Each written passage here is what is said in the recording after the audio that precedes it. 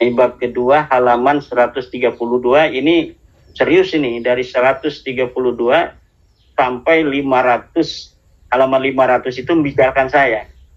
Jadi ini sudah jelas, nama saya itu Mas Rifki tidak akan lekang dimakan zaman, sudah ada ditulis di sini ini. Yaitu membongkar penyimpangan Imaduddin.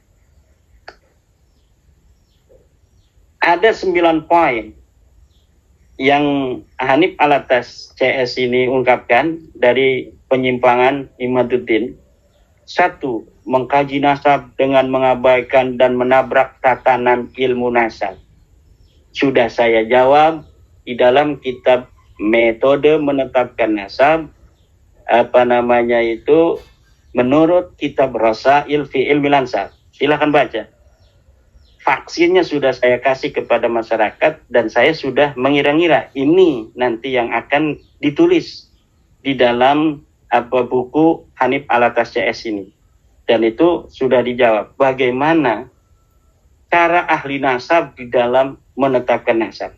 Silakan para pemirsa membaca kitab saya yang terbaru, baru beberapa hari yang lalu itu, metode menetapkan nasab menurut ahli nasab, teori dari kitab Rasail fi Ilmi Ansab.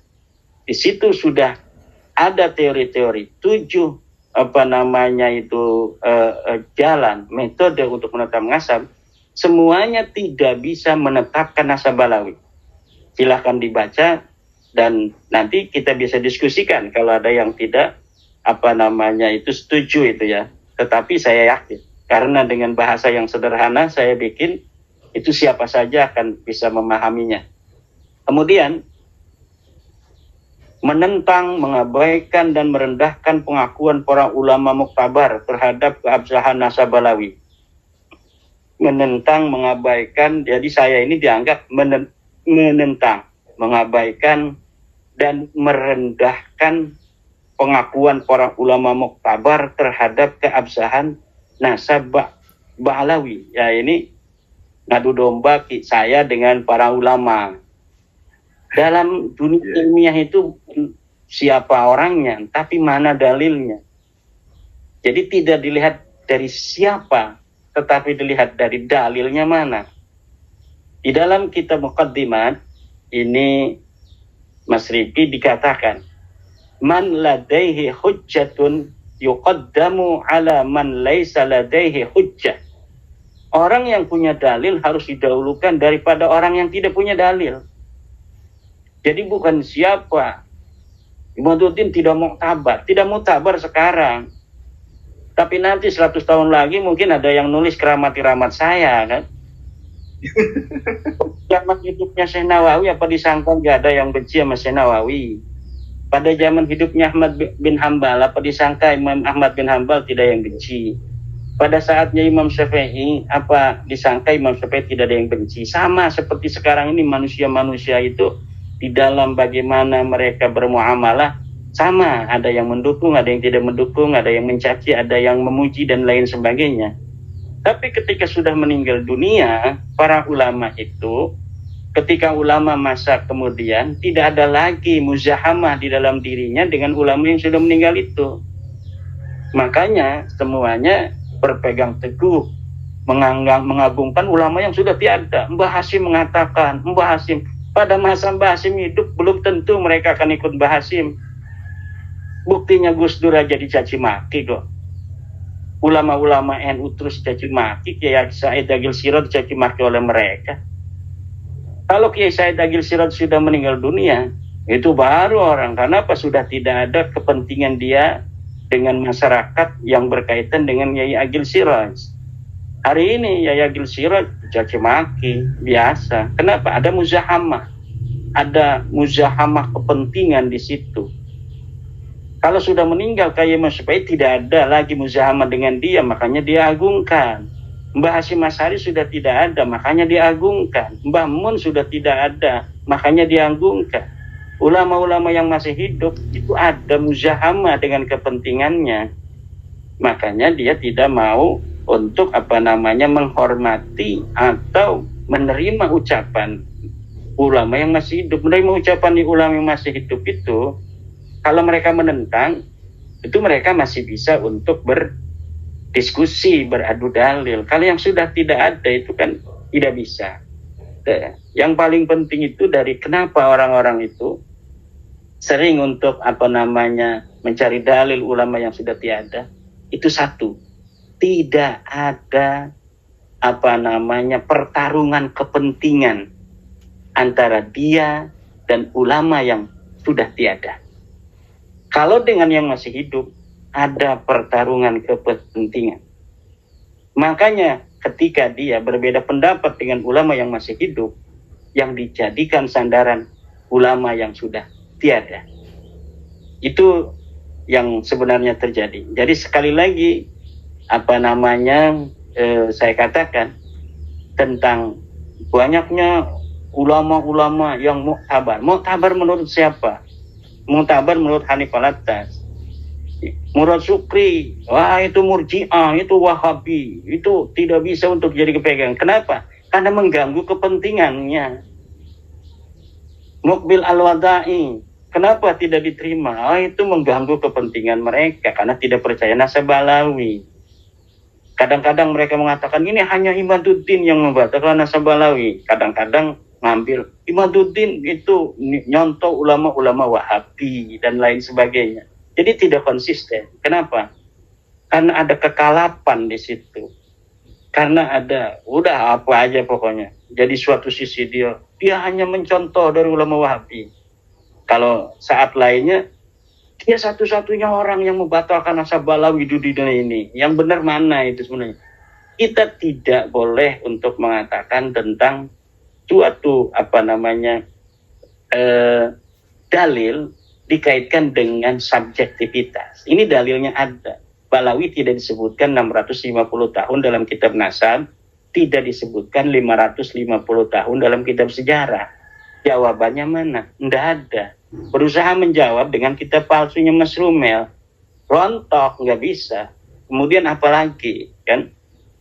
Kemudian di dalam kitab Muqaddimah juga itu dikatakan wala yafuqul masyhura illa rik'atu, dan tidak bisa untuk mengalahkan kemasyhuran illa rik'atu kecuali kitab. Jadi kemasyhuran, syuhra istifadah, popularitas memang tidak ada yang bisa mengalahkan kecuali ar-rik'ah, kitab. Apabila kemasyhuran berbeda dengan kitab, maka kemasyhuran ini gugur. Kemudian kesesatan logika. Ada kesesatan logika Imaduddin. Kesesatan logika. Logika yang mana yang sesat itu? Kemudian ada memfitnah para ulama. Khianat ilmiah. Yang khianat ilmiah itu orang yang mengutip seperti Alwi bin Thahir, kemudian ketika dilihat kutipannya tidak ada. Kitab Ar-Raudul Jali katanya Syaraf Al-Ubaidili mengatakan Ahmad bin Isa hijrah dari Basrah ke kota Madinah atau sebaliknya. Dilihat di dalam kitabnya Syaraf Ubaidili tidak ada. Itu namanya khianat ilmiah. Seluruh apa yang saya tulis itu ada referensinya. Bahkan referensinya itu sengaja saya berikan referensi semuanya, kebanyakan yang bisa diakses di dalam internet. Kenapa? Supaya semua bisa mengakses. Saya punya kitab-kitab nih misalnya contoh kitab Qiladatun Nahar, kitab Tarikh Hadramaut yang versi cetak, semuanya saya punya. Ini ada kitab Tuhfatus Zaman. Tapi ketika saya lihat berbeda dengan di internet halamannya, maka saya abaikan kitab-kitab saya versi cetak, saya mengambil versi internet. Untuk apa? agar mudah diakses oleh siapapun. Itu. Bentar lagi Mas Riki. Kemudian melakukan kebohongan publik. Wah, itu melakukan kebohongan publik itu di situ ditulis. Salah satunya adalah mengatakan tentang akun Facebooknya Mufti Yaman. Itu sebenarnya ketika saya mengatakan akun Facebook Mufti Yaman, itu lagi bercanda dengan Mas Rumel.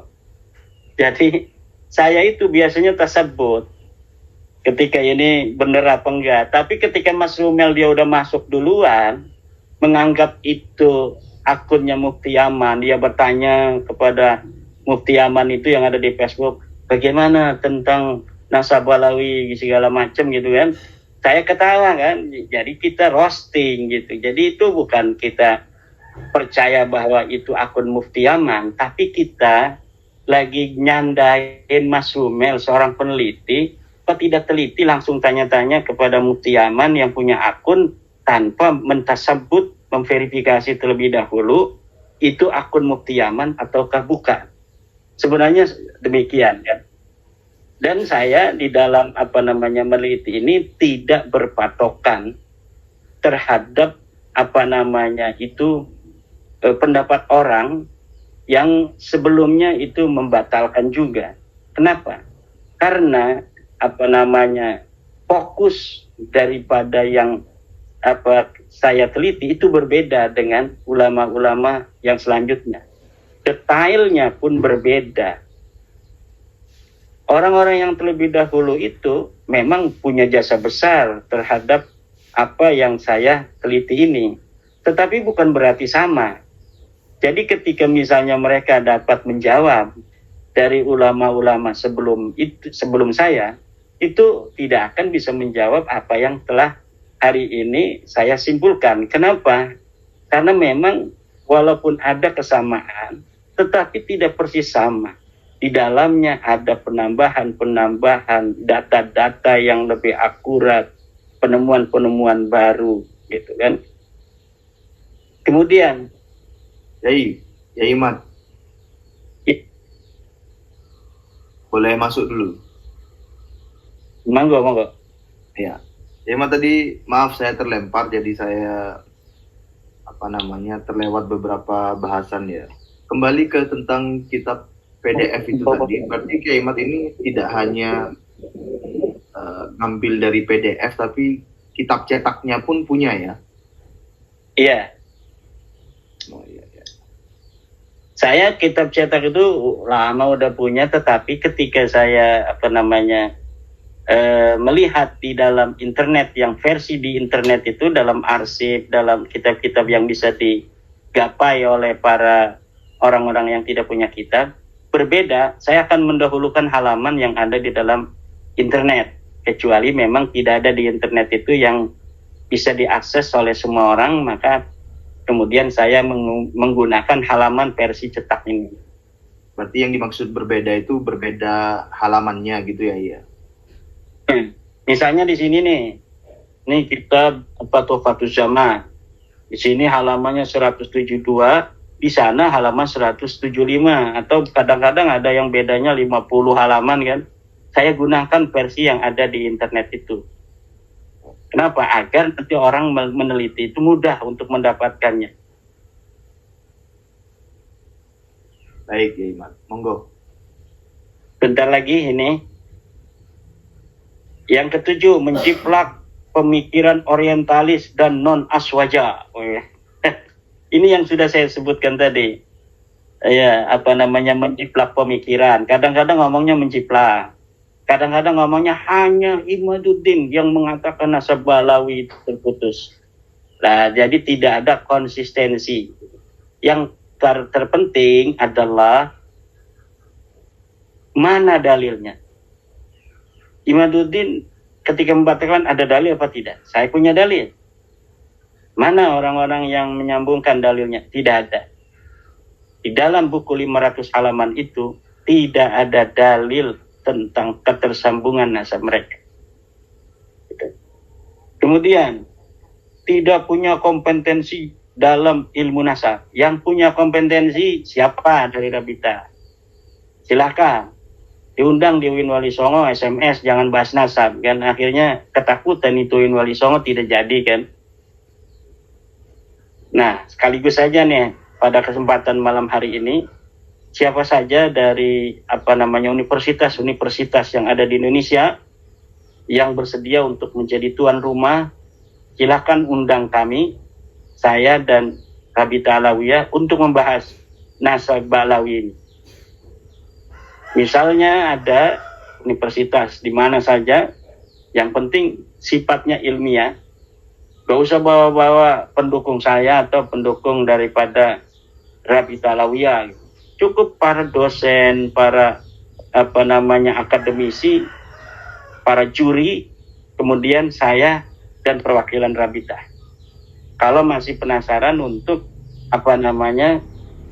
tentang metodologi dan teori-teori ilmu nasab, apakah saya itu mempunyai kompetensi di situ ataukah tidak, baru kita akan tahu apabila sudah ditukar pikiran saya dengan pikiran dari perwakilan Ba'lawi itu.